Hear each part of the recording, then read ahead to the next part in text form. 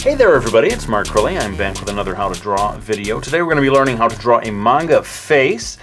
People like to know the size that I'm working at, so I've put this square here. It's 3 inches on all sides. That works out to around 7.5 centimeters on all sides, with just a line going right across the middle. And let's begin by drawing a basic guideline for the head.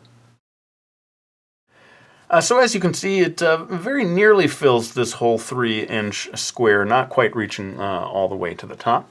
And yeah, just pay attention to how the chin, the sort of point of the chin, comes right down here in the middle of the square, touching that line. Very straight on the sides, sort of diagonal, before going to almost like a complete circle at the top. Now I think it's time to draw the eyes.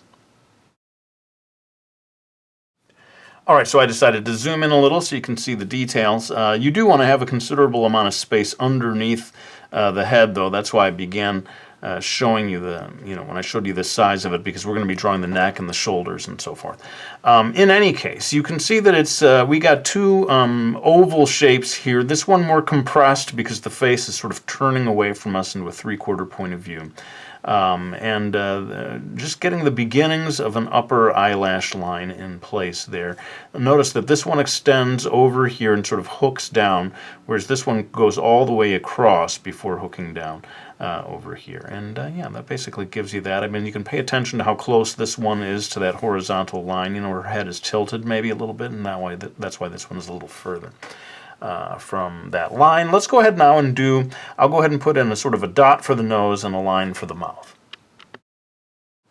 So as you can see, this sort of indication of the nose is much closer to this eye, again, because the face is turning in space. And if you like, you could maybe get a bit of the bridge of the nose there.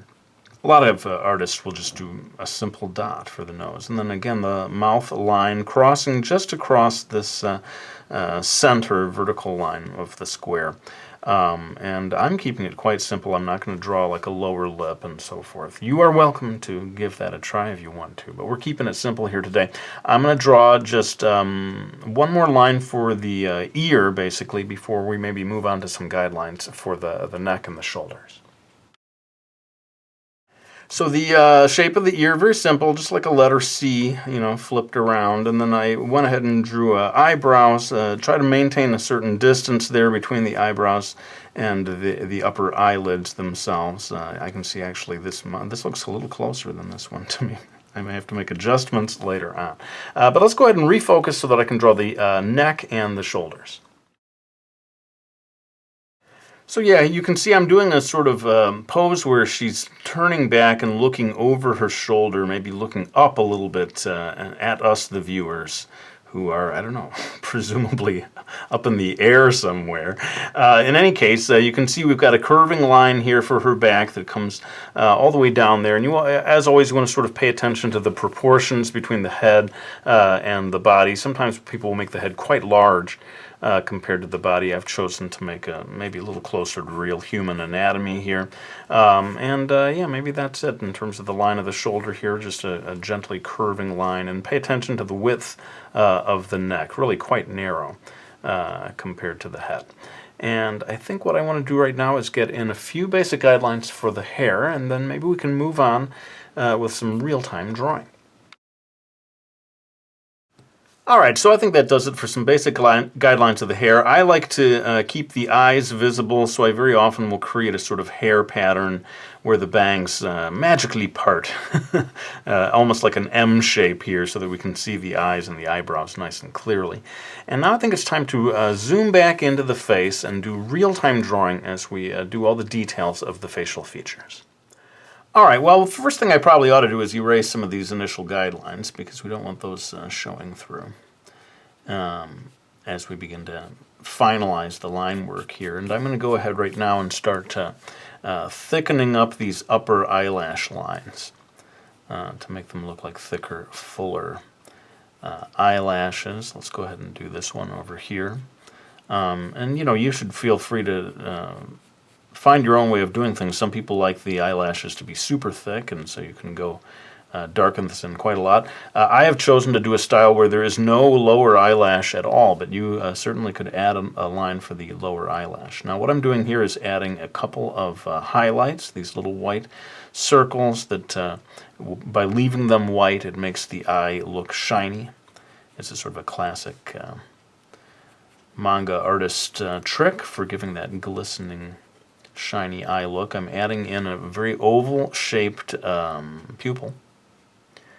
And notice that this one is shifted over a little bit to the right. I've seen a lot of artists doing this. Instead of making it straight in the middle, they shift it over. Here, maybe a little more centered. But definitely an oval rather than a circle, perfect circle, as the actual pupil of the human eye is. Should be a perfect circle, but this is stylized artwork. And then I'm going to go ahead and add in some shading in the iris area here. I always like to make it a little darker at the top than it is at the bottom. And if you like, you can do one last thing, and that is to sort of beef up the very edge of the iris. Darken that in. Just adds a little something, a little more depth. It adds a little je ne sais quoi to these manga eyes. And I do like to add a little line for the fold of the upper eyelid. Very often it's sort of nearer to the bridge of the nose than it is to the outer edge. And that, believe it or not, is that's about as far as the details are going to go, because I'm not going to add too much more to the nose. Like I said, you can add a little more of a bridge of a nose, and this style, very often you don't have to do too much detail on the mouth. Thank goodness. And let's go ahead and erase away that line of the head so that we can draw the ear. Now, I've noticed that a lot of manga artists, they're not following super strict anatomy when they're drawing the human ear.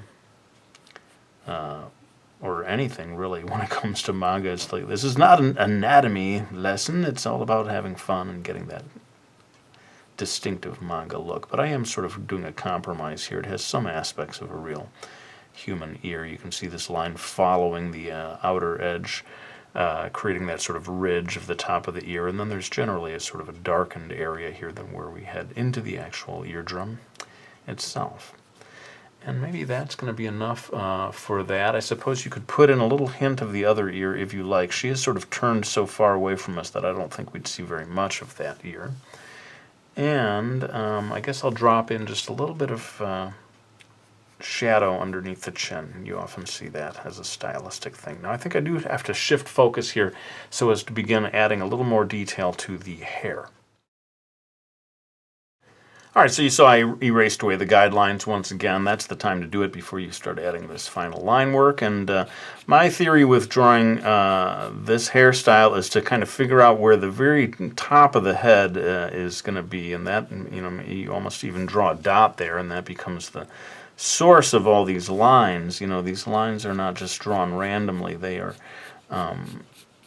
symbolizing different strands of hair that are flowing forth across the scalp, and so each line that you draw can sort of be responding to that one dot up there. Sort of organizes the whole thing for you. And as you come to the middle of the head, all these lines that are curving over to the left are going to reach a kind of a midpoint somewhere around, I would say, here. Sounds like I'm asking a question around here. Come on, have some confidence, Crilly. And then it begins to reverse course, and the hair starts to, the lines that you're drawing begin to curve in the opposite direction. And, drawing hair can be quite challenging, but if you at least get some organizational idea of, like, where's this point at the top, and then each one of the lines can respond to that, and it just is going to look a little more elegant than if you just start throwing the lines in willy-nilly. And I'm going to add an extra long strand here at the side of the head, as I notice a lot of manga artists do, this sort of, what do you call that? Side of the face strand, the side of the face strand. That's what it's called. And it comes down across like so, and I think I should do another one over here that kind of does the same thing. Why not? Lev it up, Crilly. Draw that side of the head strand. And as I come across to here, you can see I've got this long line of super straight hair coming down here. It looks to me like it's not going to be quite lively enough in terms of the illustration. So we can plan on having one of these longer strands maybe curve out like so. And I'm going to probably run out of, I'm going to clip off the ear. Don't clip her ear, Crilly. Just have that line cross in front of the ear a little bit. But shows you how you can, you have like very straight hair in the back, and then you start making strands in the front that are maybe more wind-swept and add a little more life to the drawing. I'm going to stop with that though, because I'm going to have to refocus the frame anyway as we start to get into drawing the shoulders and the rest of the clothing and so forth, and that will allow me to draw the rest of the hair in this next shot. So let's go ahead and refocus.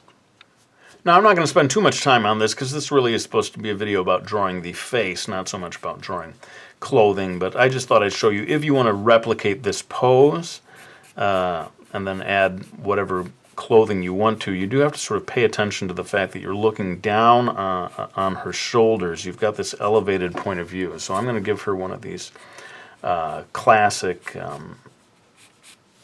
schoolgirl uniforms. We're doing old school Crilly here today. Seems like I always used to do videos like this where there was a manga female character with some sort of schoolgirl sailor suit outfit. And in recent years I've sort of expanded my range of topics and almost reached the point where it's like, do I ever do those anymore? What happened to you, Crilly? You never do any sailor suit manga girls anymore. So we're getting back to the old days, I guess, today. And again, making this sort of wind-swept collar that's going to be going up from the shirt, and then there's always at least some sort of ribbon or something tying that in place over here. But I just mainly wanted to talk about if you want to replicate this pose, you do have to sort of think about the fact that you're looking down a little bit at the top of her shoulder. Say this is a seam on the dress, you'd be seeing all this stuff a little bit from above. And as I was saying before, we could get maybe a little bit more going here in terms of stray strands of hair. Let's have this one, let's say, go across like that. And I think that it just is almost an illustration technique. A drawing like this is going to look a lot better with a few wind-swept strands of hair coming across like so. I guess I don't want to overdo it. You can, it's very easy to overdo it. But I'll get one more in here just sort of compositionally, and it feels like it would improve the drawing. And I'm going to have the super long straight hair continue past the sailor suit collar. And that is essentially it. I guess I could continue that hair even over here a bit. And I think it is time for me now to shift back into time-lapse, call in old man time-lapse to help me do all of the shading. I'm going to do my classic black Prismacolor colored pencil. Do I have one nearby?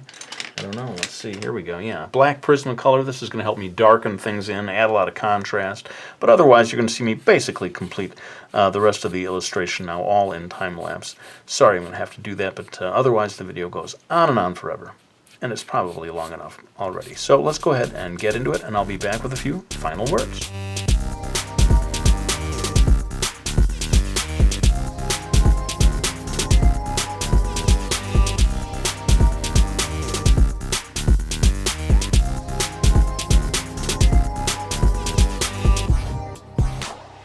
Alright, well that brings us to the end of this video. I hope you enjoyed it. I had a couple of more things that I think we can do to sort of finish this off. One is to add highlight to the hair by way of erasing. If you just get a nice, somewhat clean eraser, you can go in like so, and erase away any of the pencil that you had in that area, and it starts to look like light is shining off of it. And, of course, no illustration of this type can be completed until I add the blushies. One over here, and one over here. And that is the final finishing touch. Hang on, I'm going to grab my books so that I can say thank you to anyone who has supported me by getting them, like Brody's Ghost, my graphic novel series, The Realism Challenge, my book on hyper-realistic illustration, Mastering Manga, the classic, my all-time most successful book, and, of course, Chibi, the official guide. I really cannot say thank you enough to those of you who have supported me by getting any of those books, but let's go ahead and lay down this pencil. I want to thank you all for watching this video. I really hope you enjoyed it, and I'll be back with another one real soon.